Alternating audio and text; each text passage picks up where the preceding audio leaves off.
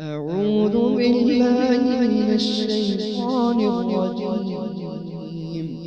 بسم الله الرحمن الرحيم. لا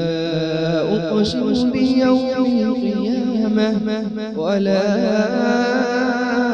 أقسم بالنفس اللوامة. أيحسب الإنسان أن لن نجمع عظامه بلى قادرين على أن نسوي بنانه بل يريد الإنسان ليفجر أمامه يسأل أيان يوم القيامة فإذا برق البصر وخسف القمر وجمع الشمس والقمر يقول الإنسان يومئذ أين المفر كلا لا وزر إلى ربك يومئذ المستقر ينبأ الإنسان يومئذ بما قدم وأخر بل الإنسان على نفسه بصيرة ولو ألقى معاذيره لا تحرك به لسانك لتعجل به إن علينا جمعه وقرآنه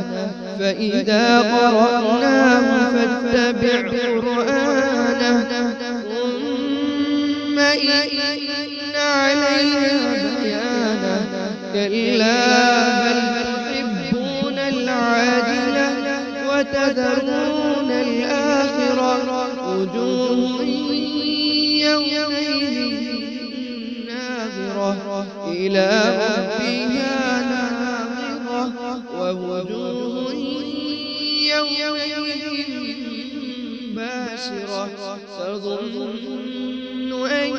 يفعل بها فاقرة كلا إذا بلغت التراقي وقيل من راق وظن أنه فراق والتفت الساق بالساق إلى ربك يومئذ المساق فلا صدق ولا صلى ولكن كذب وتولى ثم ذهب إلى أهله يتمطى أولى لك فأولى ثم أولى لك فأولى أيحسب الإنسان أن يترك سدى ألم يكن نطفة من مني يمنى ثم كان علقة فخلق فسوى